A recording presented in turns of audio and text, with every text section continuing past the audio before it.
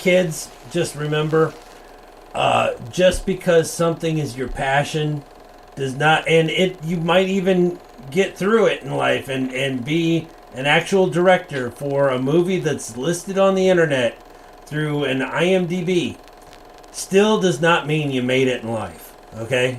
I mean, I'm just being honest here.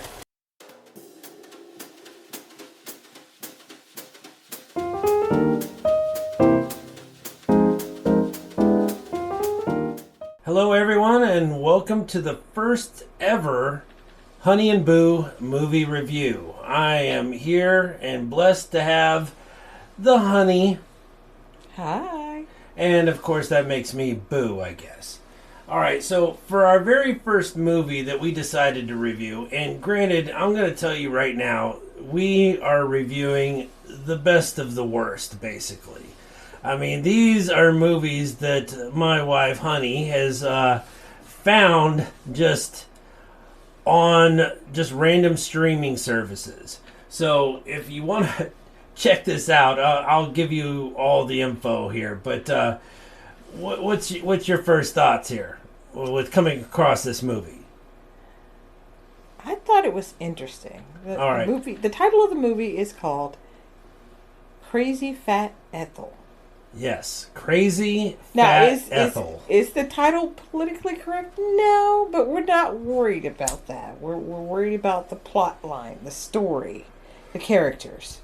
Yes, and a bunch of characters they are. All right, now let's go ahead and at least get started with this. Okay, so we know the movie. Okay, the subtitle for this lovely flick is Murder is on the Menu. Okay, this is a movie that was, it came out in 2016. Now, this is PG-13, and we will come back to that. Okay? Yes, the rating we will discuss later. Yes, okay. Now, if you'd like to follow along, because of course I can't put the movie on because YouTube and all that, but if you'd like to find this movie, this hell of a gem here, for yourself, you can find it on an app called Flix House. Okay, and we were able to pull this up through Roku, is what we use. The what? It's not an endorsement. No, it is not an endorsement, and you don't have to whisper. Okay, but we are in no way, shape, or form recommending these apps. We are just merely letting you know where we found these hidden gems, if you might call. And they are for free. Yes, that's the important thing. My wife's all about finding free shit, so, yeah. All right, so back to this movie. All right, the synopsis for it, they put it pretty simply, all right, and it is a disturbed woman is released from a mental institution and soon embarks on a murderous rampage. What do you think about that? I think that's kind of an understatement, don't you? I would say so. I mean, it starts. It goes from 0 to 60. Yes. As a matter of fact, okay. Now this is directed by a guy named Brian Dorton, okay, and he's I guess best known for nothing, really. I mean, we looked him up on IMDb, and he's done a couple other stinkers, but yeah. And what? He not only directed, he wrote and produced. Yeah. Okay, basically, he did it all. This was his labor of love. We'll just put it to you that way. All right, and this, kids, just remember, just because something is your passion does not, and you might even get through it in life and be an actual director for a movie that's listed on the internet through an IMDb, still does not mean you made it in life, okay? I mean, I'm just being honest here. This, man, it's just crazy. Okay, but it stars this lady named Dixie Gers, Gers, Gers. All right, and she's a big girl. All right, she's a heavy set woman, and there's no prosthetic, nothing, just kind of making her, she's not in a fat suit, basically. No. But that's not the whole point of the movie. The point of the movie is that it seems as if with this plot line, I mean, granted, she was in a mental institution. Okay, that's understandable with what you find out later in the plot line. Mm-hmm. But it seems like everything is driven by her hunger. Yes, definitely so. She is constantly eating, and I'm trying to figure out where is the food going.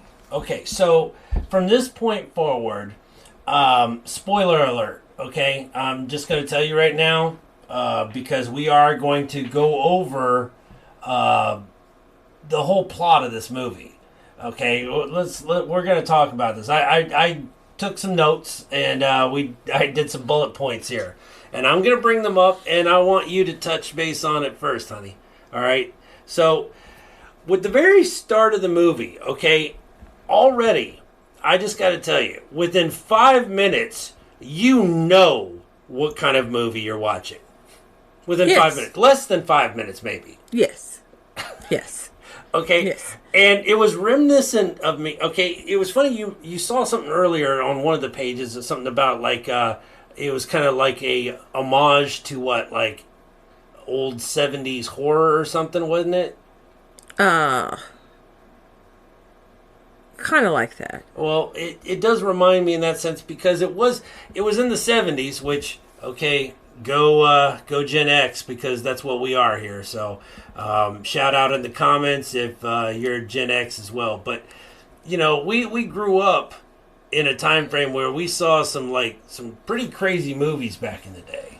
I don't think it was the 70s for this one. No? But it reminded me for the simple fact that at the very beginning of this freaking movie, all right, we get a murder, a rape scene. I mean, a graphic rape scene. The rape scene actually was, I think, the very first thing that happened. Okay, and we must not forget the mature sex porn.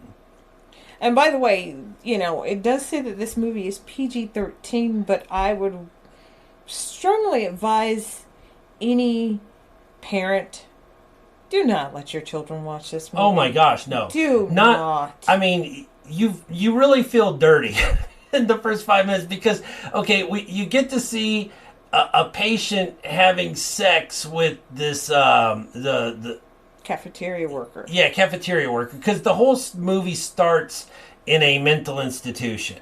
Yes. All right, and we're introduced to the lead character Ethel, the big girl. There is all types of, it seems, violent things happening in this movie. Okay, so let's take it step by step. Okay, so the movie opens up. They're in the lunch line and stuff, and they're mean to Ethel because she gets bullied, and they barely give her any food because she's obviously needs to be on a diet. Okay, so then it cuts to very shortly into it. One of the inmates, one of the patients, decides they have sex right on the kitchen floor, her and the cook. It will turn you off of sex in general, I think. I mean, you see this woman who... I tried to block that out of my mind and my eyes. You see pancake titties and all. Just... And then her fake riding. That was hilarious. Oh. Okay, but then from there, it kind of cuts back and forth where Ethel gets, there's no funny stuff about this, but she gets raped, duct taped and raped by these two, Neanderthal orderlies. I mean, the worst orderlies ever. And the doctor comes in and catches them, and it's actually, he has the attitude, it's not really that big of a deal. What you're doing Just you boys come see me tomorrow. Yeah, what you doing is not protocol. Oh my gosh. I mean, so basically the guy's turned in a blind eye. Yeah, Okay. he does nothing. All right. So we move forward, and also the doctor. Remember, he immediately after he closed the door, he went into his office, went over behind his bookcase, and pulled out a fucking bottle. Remember that? Yeah, he pulled out a bottle so he could have a drink. Yeah. So he was a drunk anyway. All right. All right, so the aunt, and then now we fast forward. She gets released into the care and custody of the aunt. Which Aunt Joyce. Yes, Okay. Aunt Joyce. Now apparently Ethel lived with Aunt Joyce and her Uncle Joe. Yeah, it was Uncle Joe. Uncle Joe. Yeah, she lived with them until Uncle Joe mysteriously died from blunt force trauma. Which basically, Ethel, in a word, she killed her uncle, which is why she was in the mental institution. Yeah, but now we fast forward, and Ethel kind of blackmails the doctor, remember? Because she took some swabs of herself after the fact and even threw it on his desk. It's like, they raped me last night. Yeah, and what are you going to do about it? And he's like, what do you want me to do? And she's like, I want out of here. All right, so... and then she throws those cotton swabs, in the Ziploc baggie onto his desk. She's like, keep them, I got more. And I think that was the catalyst of what allowed them to go ahead and just release her. Yes. Because they didn't report it. He didn't stop them. He walked out of the room and just left them in the room with her. Yeah. Yeah. Now, his reasoning for not releasing her before now was because she got in that fight with that girl from in the lunchroom. Yeah, because she took her food. Yeah. Okay, so she goes home with Aunt Joyce. All right, and they live happily ever after, right? No, things seem to progress from this point for poor Ethel. Okay. And you have to feel for the poor girl. Okay, I made a note of this. Okay, because this woman's her life sucks. Okay, nobody likes her, and she doesn't like anybody. You have to admit, Aunt Joyce tries with her though. She does. She tries to get her out of the house and stuff. Yeah. She doesn't want to do that. But look, not even once throughout watching this whole fiasco did I ever feel sorry for the main character. Did you? I never felt sorry for her. Why? She was a bitch. She really was. She wasn't a nice person. Yeah, granted. No, but I can understand if you watch the whole movie and understanding all the horrible things that Ethel had been put through. Okay, which we're going to try and talk about here. No way. She lost it. All right. If you ever watch this movie, I want to know your thoughts on it. Okay, maybe we're getting a little too deep on this crazy movie, but me personally, she wasn't a likable person with rape or without rape. Okay, you know what? We're probably gonna that word is probably gonna be flagged several times. I just now thought of that. Well, just beep it out. Okay. But anyway, what I wanted to bring up was from the moment she got home with Aunt Joyce, other fat kids are making fun of her. I mean, how bad does your life have to fucking suck for other fat kids to be fat shaming you? People are just cruel. People do it. People do stuff like that to make themselves feel better. Oh, yeah, and what does she do? We go into the next scene where she's cooking breakfast. All right, a pound of bacon breakfast with an entire carton of eggs and like half a loaf of bread for toast. It's the only thing in her life that she seems to be able to control. She can't control that because I'm talking about the fact that she wants to eat. She eats all the time. All right, so I made a comment during the movie. I'm like, who the hell can afford this? Eating this way every day. And there's only two types of people that I said that could afford such a thing. And I was like, there was rich people, obviously, and welfare recipients. Especially right now with food prices. Yeah. So, yeah, I'm sure that triggered some people there. But anyway, but anyway, okay. So, Aunt Joyce shortly afterwards comes in. She's like, "Oh my gosh, you're eating me out of house and home and stuff," and decides I'm just gonna have a cup of coffee. And I was like, yeah, because that's probably all you can have. She's eating everything else, all right. But then she also makes mention, and she answers my question. She said she can barely scrape by with her disability check. So, okay, so she's disabled. So there's that. All right. But then it goes on to she was talking about how she had her. Oh no, that's later on. Never mind. Let me go back to my notes here. All right. Oh, that's right. Right at this point, and I've got to warn you guys, if you decide to watch this movie, especially from this app, at this point, about 30 minutes in, the audio gets kind of corrupted in it or something. It's like a weird thumping noise. It's like whoop, whoop, whoop.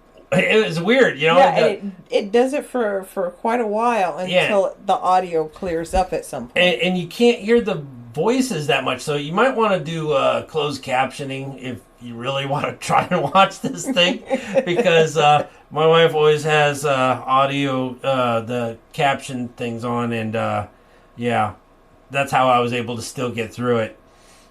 But it does eventually clear up. All right, so now we get to the part where I guess Joyce is at work or something. I don't know where Joyce went out. She went out with her friend. Remember, they went shopping. Okay. All right. They went shopping. So, old girl, Ethel, decides to order groceries from like DoorDash or something, or Instacart, order a bunch of groceries. And apparently they do it COD style, because she didn't have to pay anything until they showed up at the door, which is kind of unheard of nowadays, Yeah, it's you pay before delivery. Yeah, that's and the reason for that is for people not paying for it when it was dropped off. She tries offering her some food or something. She's like, I don't want that. And she's like, well, that's all I got. Well, she tried to offer her the money that she had, which was like some change, and she told her it wasn't enough. She's like, I can't take that. I'm gonna have to take the food back. Yeah, and then she flips out and says, "Oh, you can't deny me, food or whatever." Oh, right. So she gets her first kill, and it was one of the most hilarious ones because the sound effect alone. Because she goes and grabs, I guess she ordered, this was out of her bag of groceries, by the way. It was a bottle of like sparkling cider. And that's what it looked like. Or champagne, something, yeah. And she grabs that and hits it over this poor girl's head, the delivery girl. And it just makes the most funniest sound. It's like, dink! And then there's one of those, what the... Yeah, then the next moment, okay, she's still alive, laying on the floor, but she's still alive. Oh, and I guess it's important to mention she was wearing a dress. Yeah, she did something very unfortunate with this bottle. Yeah, we're not going to go into... Well, no. Okay. No. You can just let your imagination go from there. But needless to say, it kills the poor girl. Yeah, that this movie, as it progresses, gets more and more tasteless. All right, so then, okay, you think that's not weird enough, okay? But then we go into this weird dream dinner sequence. Do you remember that? Where she's dressed in this red dress, and it looks like a kind of like a gown with this beautiful sparkly, what's supposed to be, I guess, diamond necklace. Yeah, I don't know, but she's dancing around, and she's dancing around town, and in a graveyard or something too, and then it goes into this dinner. Okay, she's sitting at a dinner table in a dining room, seated with what appears to be two gentlemen with pig heads on. Yeah, they got pig masks on, and they're supposed to be like actual pigs. And I noticed one thing too. I don't know if you caught it, but they're picking everything up with just two fingers, and like they had like they had hooves. So they're folding all their other fingers down and stuff, and they're just eating everything with just the two fingers. Did you catch that? You did? Okay. Yeah. But I thought that was a little weird. And they started just eating like raw giblets and shit, and this just and sausage. It looked like raw innards with sausage, and then there was a hog's head on a platter in the middle of the table. Yeah, what was giving me cringe, I mean literal cringe, was when one of the pig men or whatever decided to play with the eyeball. Yeah, and okay, this part, I'm telling you guys right now, this is an actual pig's head. This was like a cooked pig's head on a plate. So I mean, it was an actual pig carcass. It looked raw to me. Well, it could have been raw. It probably was raw. It looked raw. But it was an actual head of a pig, and this guy's like literally fingering the eyeballs, like attempting to scoop them out, man. It just, that gave me a little cringe there. Well, like we said, this movie has everything that you don't want in a movie. Okay, so let's get back to it here. Okay, so after this weird dinner dream sequence, and she wakes up, she was on the couch, all right, then it cuts into another weird scene where we see these two people just all of a sudden going to town with each other very, soon after they just meet up. Basically, what you find out, it cuts to a scene of her cousin Rose's boyfriend cheating on her. Yeah, which I called her Cousin Rose, the daytime hooker. All right. Well, that's kind of what she's doing. Yeah, she was. She's trying to make ends meet for her man, and she's doing the deed. All right, but okay, so but she this Cousin Rose, she catches her man sleeping around with some other woman. All right, and so I'm like, at first, like, who the hell are these people? And what's with this scene? But that's what we find out. That's how they bring Cousin Rose into it. Okay, so then from that, it goes back to the house with Ethel, and she winds up actually killing the aunt, Aunt Joyce. Okay, she winds up killing her because Ethel catches her trying to get into the food pantry, and she told her that she had sent all the perishables next door to the neighbors, and that was locked, and she had the only key, and she wasn't getting it. And she's acting all famished and stuff, so she goes nuts and just kills her aunt. That's the end of Aunt Joyce. Yeah, Aunt Joyce ate that key that she was wearing around her neck, and I'll let you just figure out from there on how Ethel decides to get that key. Yeah. And she is successful. All right, so poor Aunt Joyce is dead. And then it goes, then she immediately goes over to the neighbor's house to get the food. Actually, she walked outside, and she was standing on the balcony above. Yeah, that's what I'm saying. She goes to get the neighbor next. Yeah, she drops the cinder block on her head. Yeah, well, this poor woman's out, like, gardening and some shit. And, yeah, that's it. Just a cinder block to the head. And she gets her food back. And then, my notes here, I put the chipmunk orgasm. You remember that? This lady makes such a weird noise, man. It was just like, what? We literally like looked at each other and were like, what the hell was that? This movie had sex from the beginning, sex in the middle. Okay, so the long and the short of it, okay, Rose shows up at Ethel's, which kind of puts a kink into her little plan, and she questions about where Aunt Joyce is, and she tells her, she went away for the weekend. She'll be back on Monday. She'll be back later.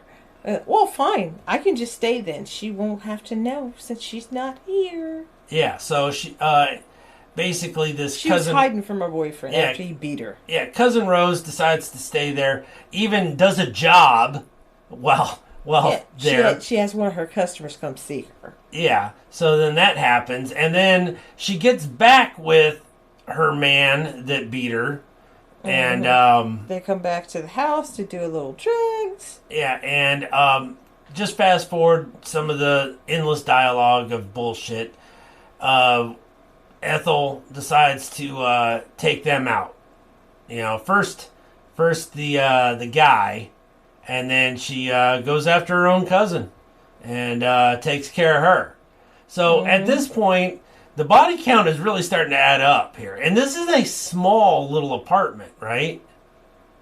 Very small little apartment. I mean, you wonder where is she hiding the bodies because they're starting to pile up in this place. Big time.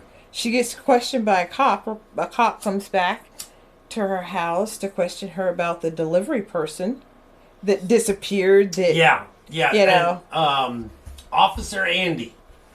Yeah, Officer Andy. Yeah, so, he's one, people are starting to ask questions now, basically. Okay, so, we go from that, and, she winds up killing Cousin Rose and, her man, John. Mm-hmm. All right, and, then, what's her name? Aunt Joyce's friend comes by. Yes. Was it Pam or something? Aunt Joyce had one of her friends come by looking for her, and she, again, told her another lie about that Aunt Joyce had stepped out, and she'd be back in a little bit, and the friend decided to wait. Yeah. Big mistake for the friend deciding to wait. She slit that woman's throat with a freaking butcher knife. It was a meat cleaver is what it was. And her only remorse was the fact that she wasted the slice of cake on the plate in front of the woman. Yeah. Okay, so now at this point it goes into another scene of it's another dream, and that was the Uncle Joe scene. Yes. Where what actually happened to Uncle Joe? So at this point we get to actually find out what happened to Uncle Joe, because Uncle Joe. Uncle Joe, outstanding citizen he was. We find out was not a very nice man. He had been doing inappropriate things, and well, needless to say, Ethel was with child at that point. Yeah, dun dun dun. And so she threatened to tell her aunt, and they got into it because, oddly enough, even though she knew that type of relationship with her uncle was not right, she, in some twisted way, wanted to keep the relationship going. Yeah. So, and he said no. He was trying to not do that he knew it was wrong and that he was sorry. Now, and how did she take him out? Do you remember? You can tell that. All right. Well, basically one of those commode lids, just the porcelain lid, man, just bam, several times over the head. All right. Which is why she ended up in the mental institution. Yeah. So at that point, Officer Andy comes back. All right. Mm-hmm. And this time I think he's a little more stern with it. He wants to talk to Aunt Joyce, mm-hmm. And he'll keep coming back, because they haven't, this is, okay. Ethel, she's a terrible liar. Terrible liar. And she's just embellishing, just making it worse for herself. Like, that this random delivery girl decided she was going to tell her that I'm doing drugs and I'm going to go see this pimp down the road. I'm going to go see this drug dealer. Yeah. It's just like, and the cop questioned her, well, why would she tell you that? Yeah. You just now remembered all of that? Huh? Yeah. So basically, Officer Andy is very suspicious. He's quickly becoming a thorn in her side. Yeah. So, all right. So moving on from that, after he stops by, then the nurse, the caseworker. One of the caseworkers from the hospital stops by to check up on Ethel because they've been trying to get hold of her aunt. And remember, the aunt and her had talked prior to, I forgot to mention this, but that she did say that she would stop by and check in on Ethel. And Joyce was like, by all means, come on by, Yeah. And needless to say, another poor, tragic victim of Ethel's. But this one was different.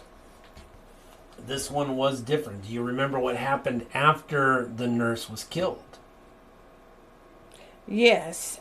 Ethel developed a taste for human flesh at this point. This hunger within her has gotten so ravenous. It's turned her into a cannibal at this point. Yeah.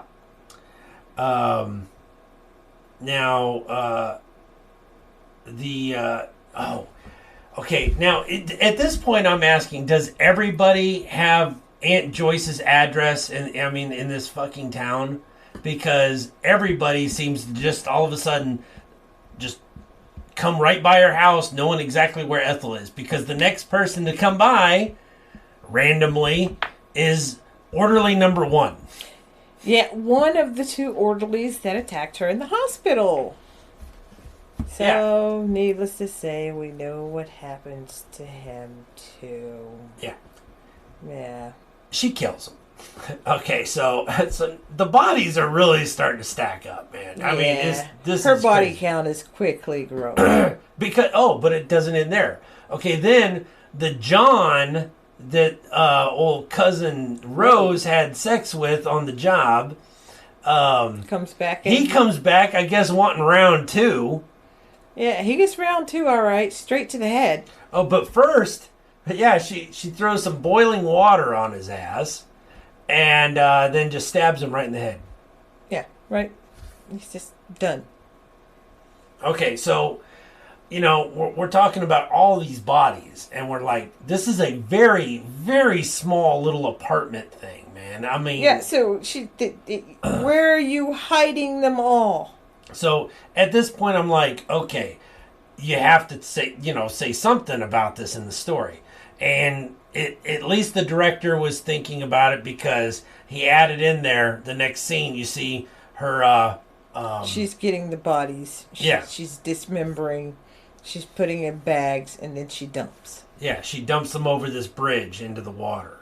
So I'm like, oh, okay, all right. So that answers something there.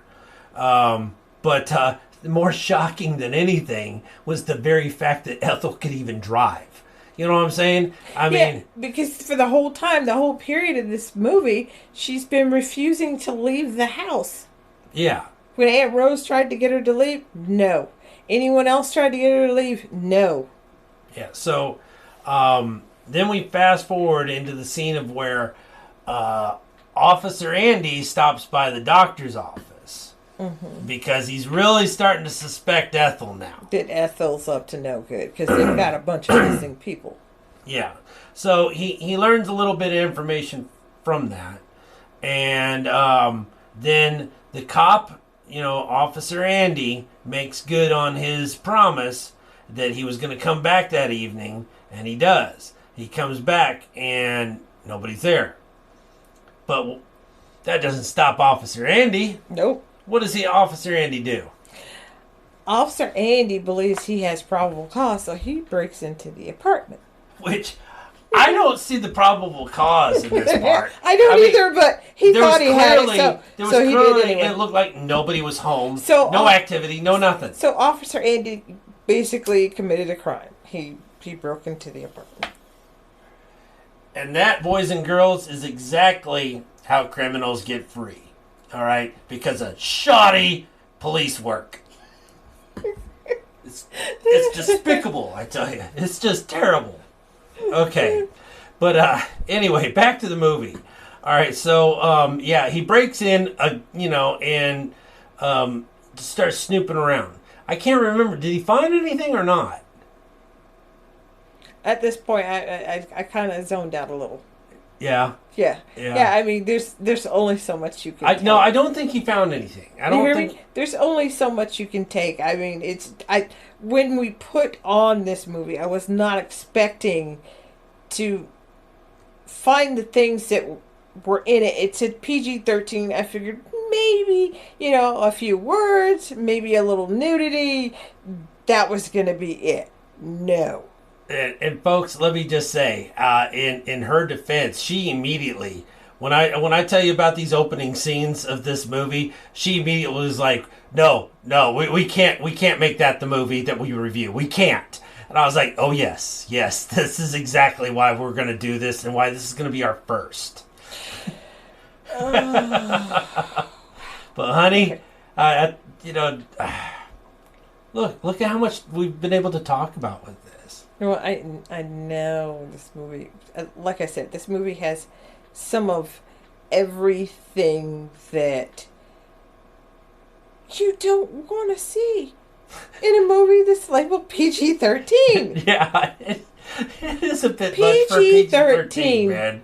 It's a bit much, man. I'm sorry. This should have been an R-rated movie.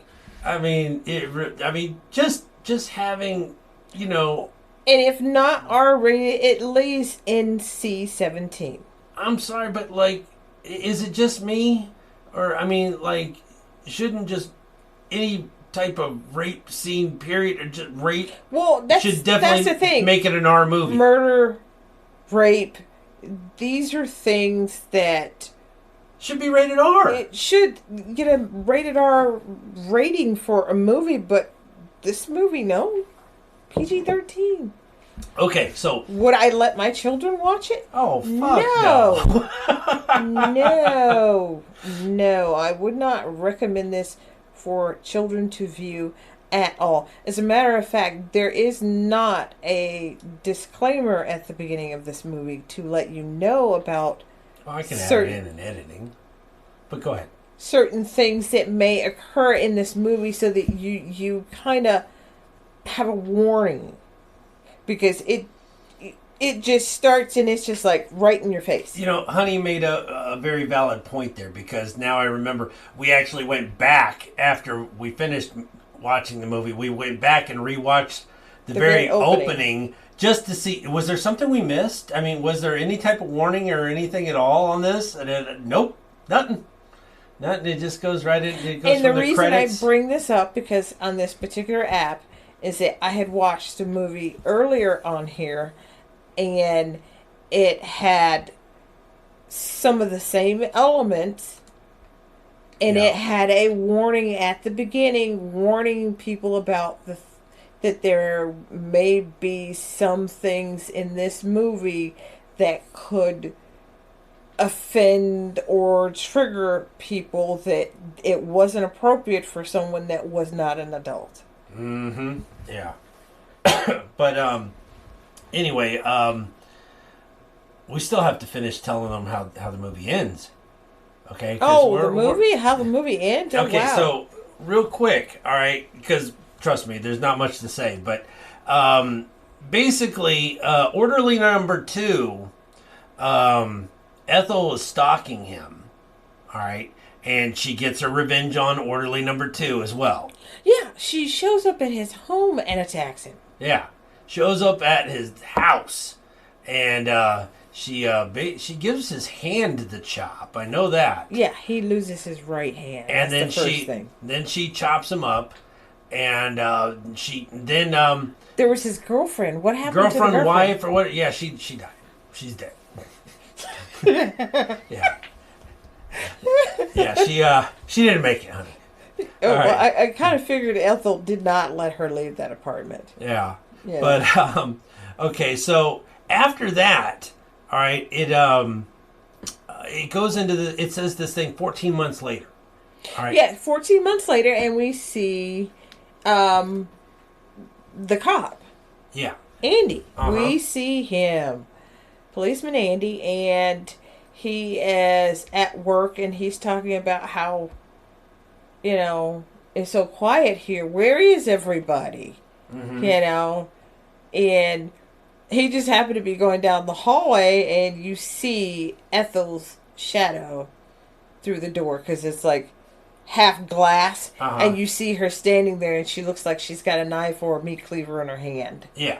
On the other side of the door, and all you see is the silhouette, and it's like, But it was a dream. That was a dream sequence. He woke up and it was just a nightmare that he had. But they shut down his case. He wasn't able to. He had to get a new case because there was just no more leads. They said there was no more leads and not enough evidence to actually pursue Ethel.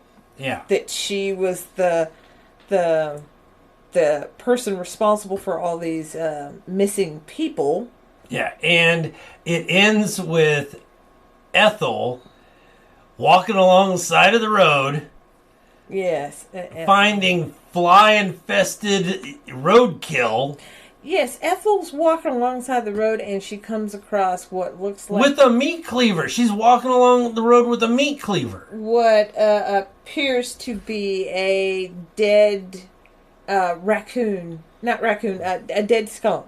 Or possum. Wasn't it No, possum? it was a skunk. Was it? It was a skunk. It had the white stripe.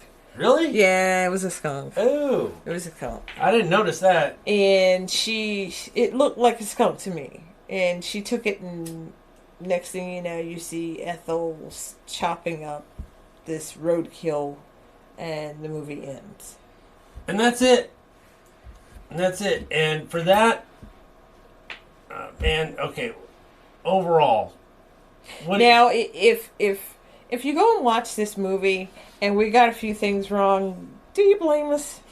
Do you really? I mean, do you really? It gets hard to keep your full attention on a movie like this. It really does.